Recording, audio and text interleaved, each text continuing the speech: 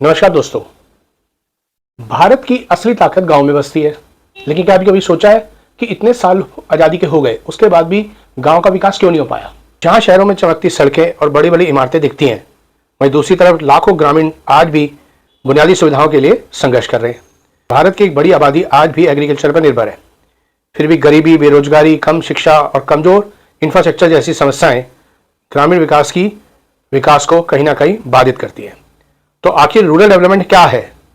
यह सिर्फ खेती का विकास नहीं, बल्कि शिक्षा, स्वास्थ्य, बिजली, सिंचाई, एम्प्लॉयमेंट और लोगों के सोशल लाइफ को बेहतर बनाने के एक तरीका है। तो आज की इस वीडियो में हम रूरल डेवलपमेंट का अर्थ समझेंगे और रूरल डेवलपमेंट की जरूरत हमें क्यों पड़ी, इसके मेन ऑब्जेक्टिव क्या है, ह्यूमन रिसोर्स डेवलपमेंट क्या है और इंफ्रास्ट्रक्चर डेवलपमेंट और लैंड रिफॉर्म जैसी चीजें रूरल डेवलपमेंट में कहाँ सहायक होती है। इनसे रिलेटेड वर्ड्स में हम जानते हैं कि रूरल डेवलपमेंट और उससे रिलेटेड ऑब्जेक्टिव क्या है।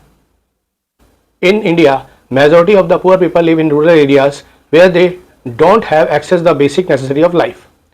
Second point, around 22% of our total population still live below poverty line.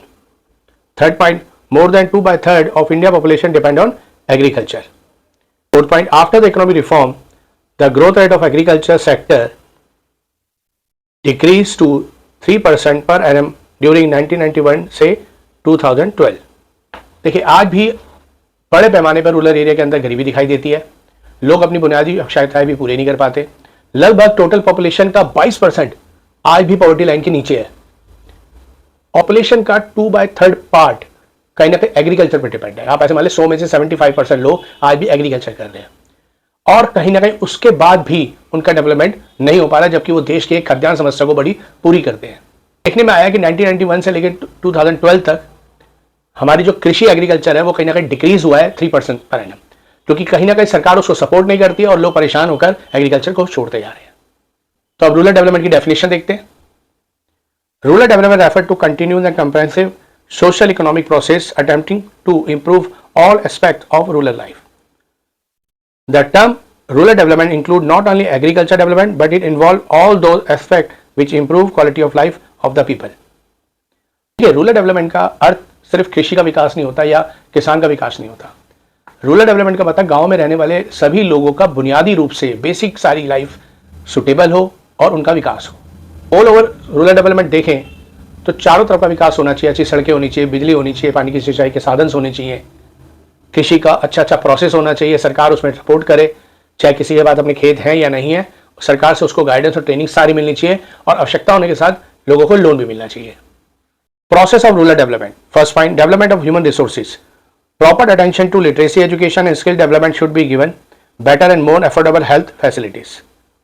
देखिए, अगर किसी भी देश का ह्यूमन रिसोर्सेज ज़्यादा डेवलपमेंट होगा, स्वस्थ होगा, स्किल्स होंगी, तो कहीं ना कहीं देश की ग्रोथ में सपोर्ट कर पाएगा। और हमारे देश के अंदर जो है एजुकेशन, हेल्थ और लिटरेसी रेट बहुत बड़े पैमाने में नीचे की तरफ दिखाई देता है। इसलिए हमें कहीं ना कहीं लिटरेसी रेट को बढ़ाना चाहिए, हेल्थ फैसिलिटीज को बढ़ाना चाहिए और एग्रीकल्चर में विशेष ध्यान देना चाहिए, क्योंकि आज भी कह रहा हूं लगभग 75% लोगों को एम्प्लॉयमेंट एग्रीकल्चर से ही मिलता है। Second point, development of infrastructure, improvement in electricity, irrigation, credit, marketing, transport facilities, better facility for agriculture research.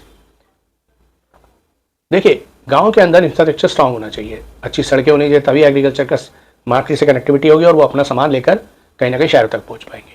अच्छी रोड होना, कम्युनिकेशन स्किल्स होना, इरिगेशन फैसिलिटीज होना और बेसिकली इलेक्ट्रिसिटी।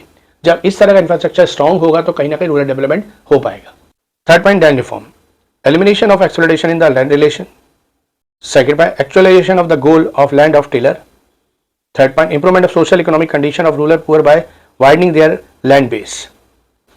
देखिए, लैंड रिफॉर्म आपने सुना होगा, पहले चैप्टर्स में भी आपने थोड़ा था। हमारे देश के अंदर एक बहुत बड़ा वर्ग है जिसके हाथ में बहुत बड़ी लैंड है, और जिनके पास लैंड नहीं है, तो कहीं ना कहीं जिनके पास लैंड नहीं है या जिनके पास लैंड कम है, वो अपने डेली रूटीन को चलाने के लिए कहीं ना कहीं लैंड लोड से लोन लेते हैं। अब लैंड लोड क्या करता है, उनकी जमीन को अपने पास कहीं ना कहीं मॉर्गेज पर रख देता है और उनका एक्सप्लॉयटेशन करता है हाई रेट ऑफ इंटरेस्ट के थ्रू।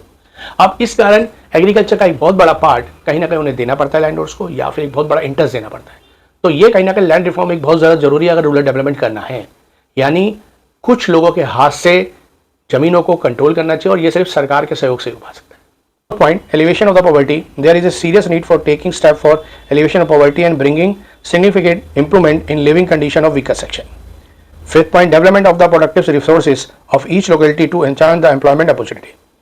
तो कहीं ना कहीं पॉवर्टी को दूर करने के लिए सरकार को उनको सहयोग करना चाहिए, सपोर्ट करना चाहिए। समाज का एक वर्ग जो है जो गरीबी रेखा से नीचे है उसके लिए जॉब अपॉर्चुनिटीज और एग्रीकल्चर से रिलेटेड है तो उसको एग्रीकल्चर फैसिलिटीज के अंदर लोन या उससे रिलेटेड जितने भी कंसर्न है सरकार को उसके लिए सपोर्ट करना चाहिए।